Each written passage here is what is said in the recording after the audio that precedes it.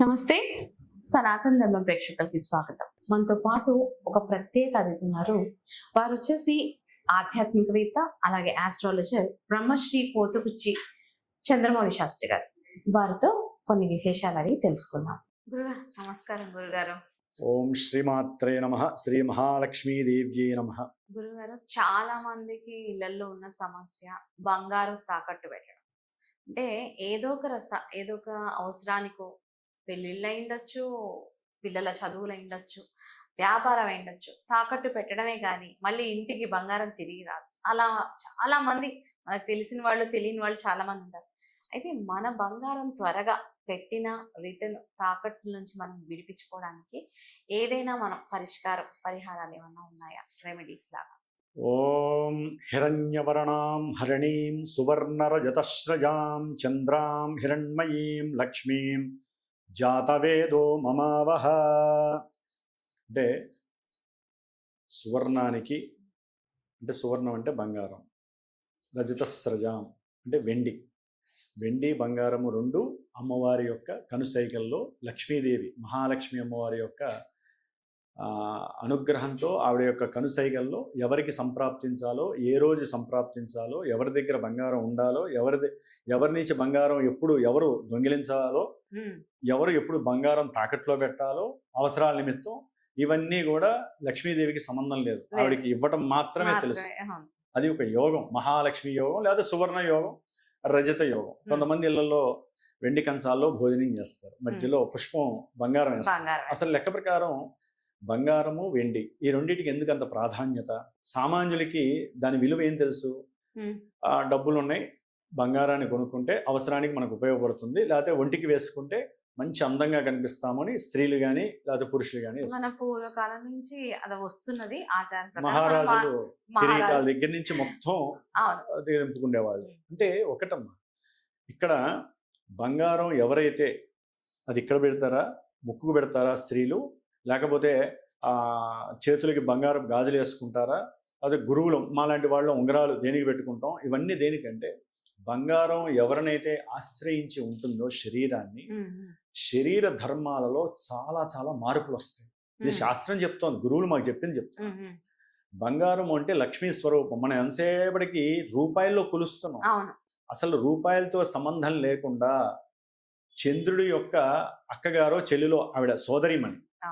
అంటే బంగారం అనేటటువంటిది మనసుకి సంబంధించింది. మనసులో ఉన్నటువంటి దుర్బుద్ధి, దుర్వ్యసనాలు, దుర్యోగాలు, మన జాతకాల్లో ఉన్నటువంటి దుర్యోగాలు, మనసుకు పట్టినటువంటి పాపాలు, లేకపోతే మనస్సు నిగ్రహం లేక ఎన్నో అశుభకర్మలు చేస్తూ ఉంటారు.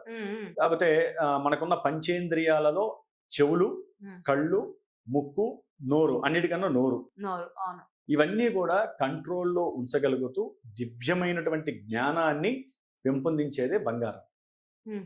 బంగారం అంటే మనకు తెలిసిందల్లా, మీరు అడిగింది లౌక్యం, అది చివరికి చెప్తాను పరిహారం.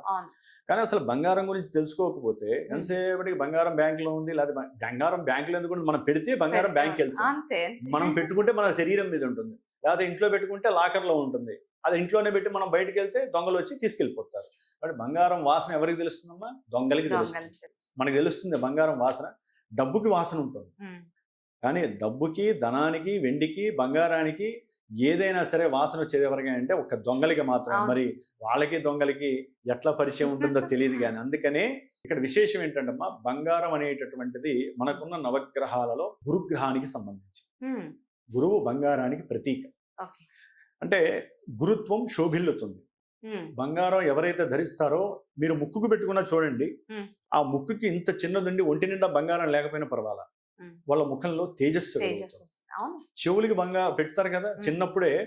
మన శాస్త్ర ధర్మంలో చెవు 6వ నెల తర్వాత 11వ నెలలోనో ఈ హెయిర్ కట్ చేసి మన కేశఖండనం అంటారు, అది చేయంగానే వెంటనే పెడతారు. మరి మాకు ఉపనయనం టైంలో పెడతారు. మాకు పెట్టడంలో ఒక సందర్భం ఉంటుంది. మాకు విద్య గురువులు చెప్తున్నప్పుడు ఆ చెప్పేటటువంటి ఆయన దగ్గర నుంచి మా చెవుల్లో పడే మధ్యలో వాయువులో ఎన్నో రకమైనటువంటి సమస్యలు ఉంటాయి. వాటిని క్లీనప్ చేసి ఈ బంగారం అనేటటువంటిది చెవుల్లోకి స్వరాలని, జ్ఞానాన్ని, గురువు యొక్క జ్ఞానాన్ని మాకు పంపిస్తూ మస్తిష్కం అంతా కూడా, అంటే లోపల ఉన్న బ్రెయిన్ అంతా కూడా పరిశుభ్రం చేస్తున్నాం మంత్రాల ద్వారా.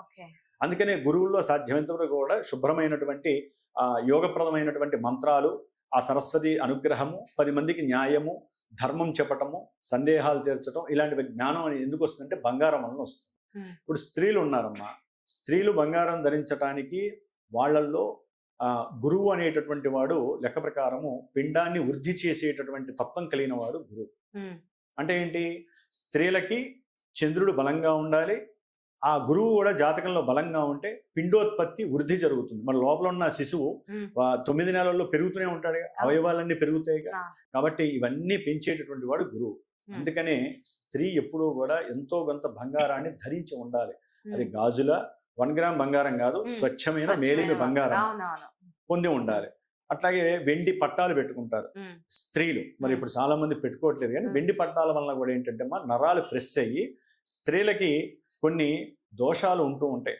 ఇది ఒక విధంగా మీరు చెప్పినట్టు సైంటిఫికల్ గా కూడా సైంటిఫిక్ చాలా మనం ఎప్పుడో శాస్త్రాల్లోనే చెప్పారు పెద్దలు, ఇప్పుడు సైంటిఫిక్ గా కూడా ఇవి ప్రూవ్ అవుతున్నాయి. అవును, ప్రూవ్ కదా, అందరికి తెలుసు, ఇప్పుడు ఎవరికి తెలియట్లేదు, పట్టించుకోవడం లేదు. మన దేహ సౌష్ఠవే చూస్తాం, అందమే చూస్తున్నాం, కానీ దేహ నిర్మితంలో ఇన్ని రకాలుగా లోపల ఉన్న నరాలకి ప్రెస్ అవుతుంది. కాబట్టి బంగారము వెండి ఆ నరాల్లో లోపల రక్తం ప్రసరిస్తూ ఉంటుంది కదా, రక్తం కుజుడికి ప్రసరింపజేయడాన్ని చంద్రుడిని సూచిస్తుంది.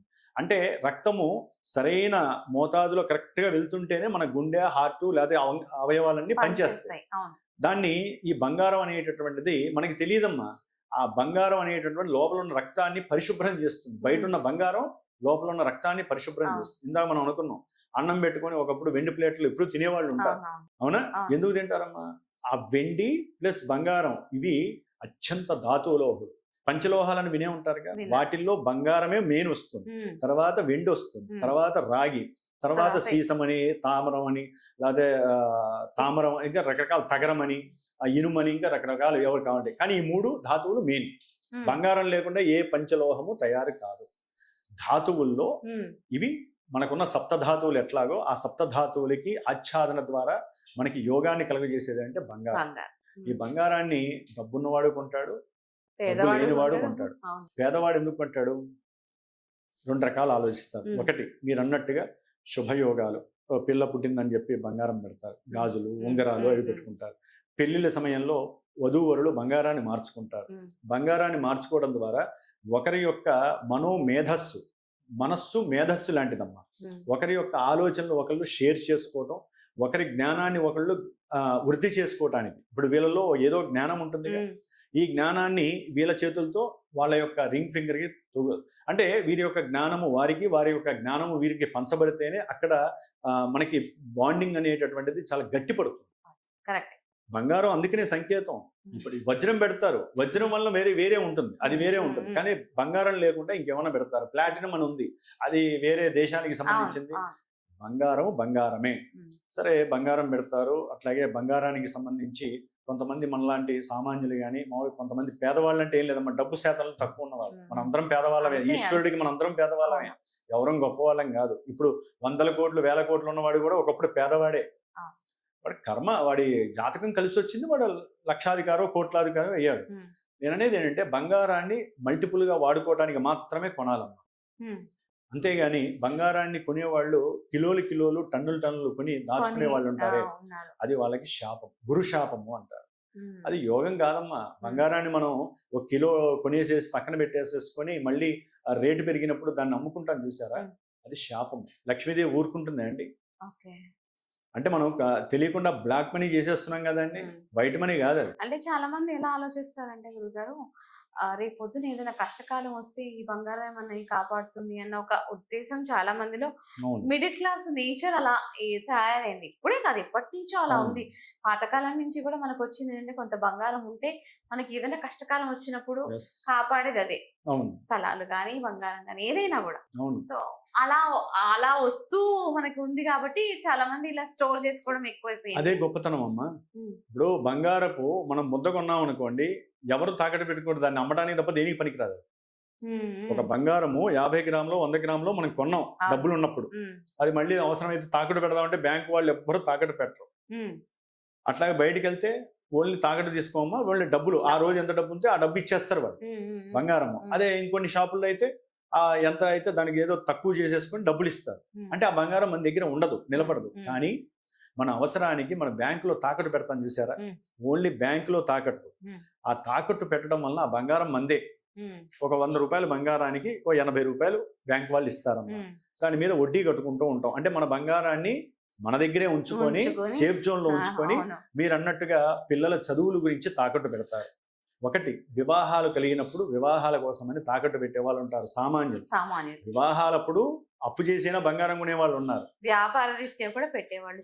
ఓ 10 లక్షలు బిజినెస్ చేయాలి, వేరే వాడి దగ్గర 10 రూపాయలు 12 రూపాయలు అప్పు తీసుకోవాలి, ఏది వడ్డీ తీసుకోవాలి. అట్లీస్ట్ 5 రూపాయలు 4 రూపాయలు లేదే లేదు కదా. కొన్ని చోట్ల ఏం చేస్తారు, ఒక 70 పైసలకో 80 పైసలో రూపాయో ఎంతో కొంత బ్యాంకుల్లో సేఫ్ గా ఉంటుంది. బయట పెడితే అదే బంగారము అది ఏ రకంగానే మారిపోవచ్చు, గొడవలు అవ్వచ్చు, పొడవలు. అదే బ్యాంకులో అయితే మనం పెట్టిన బంగారం అలాగే ఉంటుంది, వాళ్ళు సేఫ్గా ఇస్తారు. సంవత్సరానికి ఒకసారి ఆ బంగారం తాకట్టుకి సంబంధించిన డబ్బులు మనం కడుతూ ఉంటాం. నెలలా కట్టేవాళ్ళు ఉంటారు, సంవత్సరానికి కట్టేవాళ్ళు ఉంటారు. దానివల్ల నష్టం ఏం లేదుగా. ఆ బంగారాన్ని తాకట్టు పెట్టి వచ్చిన దాంతో భూములు కొని డెవలప్ అయిన వాళ్ళు ఉన్నారు, చదువుకొని బాగా కోట్లు సంపాదించిన వాళ్ళు ఉన్నారు చదువుకి. అట్లాగే బంగారం తాకట్టు పెట్టి మళ్ళీ బంగారం కొని ఆ బంగారం రేటు పెరిగినప్పుడు ఆ బంగారాన్ని అమ్ముకునే వాళ్ళు ఉన్నారు. అంటే బంగారాన్ని తాకట్టు పెట్టడమే ఒక్కటే ఆలోచిస్తారేంటమ్మా, తాకట్టు పెట్టి వ్యాపారాలు నష్టపోతారే. ఆలోచన బట్టి ఉంటుంది. ఇప్పుడు మనం ఏదైనా చేసే పని దాన్ని ముందుకు ఎలా తీసుకెళ్ళాలి అనే ఆలోచన బట్టి ఉంటుందమ్మా. అలాగే మనం ఒక్కొక్కసారి పరిస్థితులు కూడా కలిసి రావు. మనం పెడతామే కానీ అది కలిసి రాక కూడా అది మనకి వెనక్కి తిరిగి రాదు. కొన్ని సంవత్సరాలైనా అలాగే ఉండిపోతుంది. అలాంటి వాళ్ళు చాలా మంది. అది ఎట్లా ఉంటుందో చెప్పమంటారా? అది జన్మజాతకానికి బేరీజ్ వేసుకోవాలి. అసలు బంగారం కొనే యోగం కొంతమందికి ఉంటే, బంగారాన్ని తాకట్టు పెట్టి మళ్ళీ తీసుకొని మళ్ళీ పెట్టే వాళ్ళకి కొంతమందికి యోగం వరిస్తే, కొంతమంది ఒకసారి బంగారం కొని తాకట్టు పెడితే మళ్ళీ తిరిగి రాదు. వాడికి ఆ బంగారం అప్పుడు కొన్న రేటు దాటిపోతుంది, ఇంకా ఎక్కువ కడుతూనే ఉంటాడు వాడి వడ్డీ. అది మహా దురదృష్టకరము. అలాంటప్పుడు వాళ్ళు గనక సంయమనంతో ఆలోచించి ఆ బంగారాన్ని వెంటనే అప్పు చేసి కొనేసేసి పెరిగిన రేటుకి అమ్మేసుకొని మిగిలింది హ్యాపీగా ఉంచుకుంటే వాడు తెలివైన వాడు. ఇక్కడ తెలివి కూడా పనిచేయాలి. ఎందుకంటే గురువు అక్కడే కాదు, బుధుడు కూడా బంగారానికి సంకేతం. తెలివి కూడా ఉండాలి. బంగారాన్ని వ్యాపారము చేయొచ్చు, వ్యాపారం గురించి తాకట్టు పెట్టచ్చు, తాకట్టు పెట్టి మళ్ళీ అవసరం తీరిపోగానే దాన్ని తెచ్చుకోవచ్చు. రేటు పెరిగిన తర్వాత బయట తీసుకొని దాన్ని తీసుకొని మళ్ళీ అమ్మేసి వీడు మళ్ళీ క్యాష్ చేసుకోవచ్చు. మల్టిపుల్గా లక్ష్మీదేవి అనుగ్రహం వస్తూనే ఉంటుంది. ముఖ్యంగా జన్మజాతకంలో వీరి యొక్క లగ్నం నుంచి గురుగ్రహము 6వ స్థానంలో ఉన్న, 12వ స్థానంలో ఉన్న, 8వ స్థానంలో ఉన్న, నీచ స్థితిలో ఉన్న కొన్నటువంటి బంగారము ఎప్పుడూ కూడా వాళ్ళకి నిలబడక బ్యాంకుల్లో తాకట్టుకి వీళ్ళకి వచ్చేటటువంటి సమస్యల పరంగా అనారోగ్య నిమిత్తమై కొంతమందికి ఉన్నట్టుండి ఆపరేషన్స్ చేయాలంటే ఎక్కడి నుంచి డబ్బు వస్తుంది, బంగారం ఉన్న బంగారం అంతా తాకట్టు పెడతారు. కొంతమందికి ప్రాణం నిలబడితే చాలు, ఐసీలో ఉన్నాడండి ఒక మనిషి యొక్క విలువ, నా ఒంటి మీద ఉన్న బంగారం అంతా వెంకటేశ్వర స్వామికి వేస్తామంటారా? ఎంత గొప్ప వాళ్ళమ్మ వాళ్ళు. ఇక వాళ్ళ గురించి మనం మాట్లాడుకోవడానికి ఉండదు. సాక్షాత్తు వెంకటేశ్వర స్వామి అనుగ్రహమే వాళ్ళకి. తీసుకెళ్ళి వేసేస్తారమ్మా. కొంతమంది అనుకుంటారు ఆరోగ్యం బాగుపడింది కదా, సరే బంగారం మేము కొన్న సమయంలో రేటు ఉంటుంది చూసారా, ఆ డబ్బంతా తీసుకెళ్ళి వేస్తామని కొంతమంది అనుకుంటారు. అది దేవుణ్ణి మోసం చేయడం. అంటే అన్నప్పుడు చేసేది కాకుండా వేరేగా చేయడం. ఇప్పుడు వాళ్ళు 10 ఏళ్ల క్రితము కొంటారమ్మా. 10 ఏళ్ల క్రితం ఎంత బంగారం రేట్ అంటే 1500 2000 ఉందనుకోండి. ఇప్పుడు చూస్తే 16,000 ఉంది. ఈ బంగారం అంతా ఇప్పుడు వేసేసాము అనుకో కొన్ని లక్షలు పోతాయి. అప్పటి రేట్ అయితే సపోజ్ 100 గ్రాములు బంగారం అమ్మా, 100 గ్రాములు అంటే వాళ్ళు కొన్నది గ్రాము 2000 అంటే ఎంత, ఓ 2 లక్షలు అనుకోండి. అప్పుడు ఇప్పుడు ఎంత, 16 లక్షలు. అమ్మో 14 లక్షలు మనకు మిగులుతాయని చెప్పి ఏం చేస్తారు, 2 లక్షలు అప్పుడు ఉన్నది మేము బంగారం వేస్తా ఉన్నాం అనుకోండి. తెలివి, అతి తెలివి అంటారు. తీసుకెళ్ళి ఆ 2 లక్షలు వేస్తారు. అప్పుడు ఆ వెంకటేశ్వర స్వామి కాలంతో మాట్లాడి ఏదో ఒక అంతర్దశలు వచ్చినప్పుడు ఈ బంగారాన్ని ఏ చోరత్వానికో గురి చేయటమో, ఇంట్లో ఫంక్షన్ పెట్టుకున్నప్పుడు ఇంట్లో బంగారం దొంగిలించబడటమో, లేకపోతే వీళ్ళకి పెద్ద కష్టం వచ్చి ఈ బంగారం నిజంగానే అమ్మేసుకొని 15 లక్షలకు కాస్త 30 లక్షలు అప్పు తెచ్చి పెట్టడమో, ఇట్లాంటివి కూడా చేస్తారు. మొక్కులు మొక్కేటప్పుడు కూడా చాలా జాగ్రత్త మొక్కాలి బంగారం దగ్గర. అందుకనే నేను అనేది ఏంటమ్మా, బంగారం తాకట్టు పెడుతున్నారంటే వాళ్ళ జన్మజాతకంలో గురుబలం తక్కువగా ఉంటేనే బంగారం తాకట్లు పెడుతూ ఉంటారు.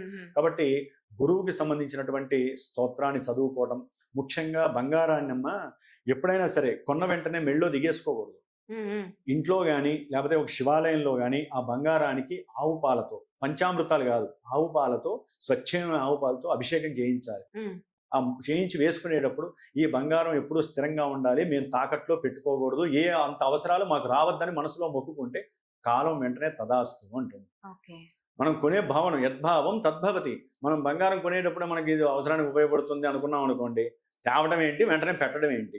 కాబట్టి ఎప్పుడైతే శుక్రవారాలు, ఒకవేళ బంగారం ఉందనుకోండి, చేతి గాజులు అవి, ఎవరైతే శుక్రవారాలు వచ్చినప్పుడు, అమావాస్య రోజుల్లో, లేకపోతే మనకి ఒక దీపావళి అమావాస్య కాకుండా ముఖ్యమైన పండుగలు వచ్చినప్పుడు ఈ అమ్మవారి యొక్క కనకదార స్తోత్రాన్ని చదువుకుంటూ, ఇప్పుడు అందరూ శ్రీ సూక్తం చదవలేరు. ఇప్పుడు నేను ఉన్నానమ్మా, శ్రీ సూక్త పారాయణ 11 సార్లు చేసి నాకు ఉన్నటువంటి బంగారం మీద ఆవు పాలతో అభిషేకం చేసుకొని నాకు ఈ బంగారం ఎప్పుడూ స్థిరంగా ఉండాలని మనసారా కోరుకున్నాం అనుకోండి, అసలు బంగారంతో మనం తీసుకెళ్లి తాకట్టు పెట్టే అవసరం ఎప్పుడూ రాదు వాడికి. కాబట్టి ఇందాక మీరు అడిగిన దానికి రెమెడీ ఏంటంటే, బంగారం ఎంతున్నా సరే, అది చెవిపోగైనా సరే, శుభంగా నీళ్ళతో ప్రతి శుక్రవారము దానికి ఆవు పాలతో మీరు అభిషేకం చేసి ఆ బంగారాన్ని అమ్మవారి దగ్గర, మీ ఇంటి దగ్గర అమ్మవారి దగ్గర పెట్టేసేసి కుంకుమార్చన, లక్ష్మీ అష్టోత్తరం కానీ, సహస్రనామం కానీ, లేకపోతే అది కూడా కుంకుమ కొన్ని చెప్పుకోగలిగినటువంటి, అంటే కలర్స్ కాకుండా మంచి కంపెనీ ఉంటాయమ్మా, వాటితో చక్కగా చేసుకోండి. లేదా బంగారం కలర్ మింగేసి ఆ కలర్ కాస్త నాశనం చేస్తుంది. కాబట్టి ఆ విధంగా బంగారాన్ని ఎవరైతే ఉద్దేశపూర్వకంగా శ్రీ సూక్తంతో కానీ సువర్ణ లక్ష్మి హోమం అని చేస్తూ ఉంటానమ్మా. కొంతమందికి తాకట్లో బంగారం ఉంటుంది. ఏం చేయాలి వాళ్ళు, గురువు గారు మా దగ్గర 600 గ్రాముల బంగారం బ్యాంకులో ఉందండి, మేము తేలికోరైపోతున్నాం, ఇబ్బందులుగా ఉంది అని చెప్పినప్పుడు నేను ఒకనొకప్పుడు ఇలాంటివి చేయిస్తూ ఉంటాను. సువర్ణ లక్ష్మి పాశుపత రుద్రహోమం అని ఉంటుంది. వాళ్ళు కూర్చొని వాళ్ళ యొక్క సంకల్పం చెప్పుకొని బంగారం తిరిగి రావడానికి హోమాలు, పాశుపత హోమాలు ఉంటాయి, అలాంటివి చేయటం. లేదా 108 రోజులు వారి గోత్రనామాలతో నేను ఈ సువర్ణ లక్ష్మి కాకుండా శ్రీ సూక్త పారాయణం ఉంది. రోజుకి 11 సార్లు 108 రోజులు దాదాపు 1008 సార్లు ఎంత అవుతుంది కదా. చేసిన తర్వాత లక్ష్మి శ్రీ సూక్తంతో హోమం చేపిస్తాను వాళ్ళ చేత. అంటే 3 నెలల కాలము శ్రీ సూక్త పూజ. కంపల్సరీ ఎవరి బంగారం అయినా తిరిగి రావాల్సింది.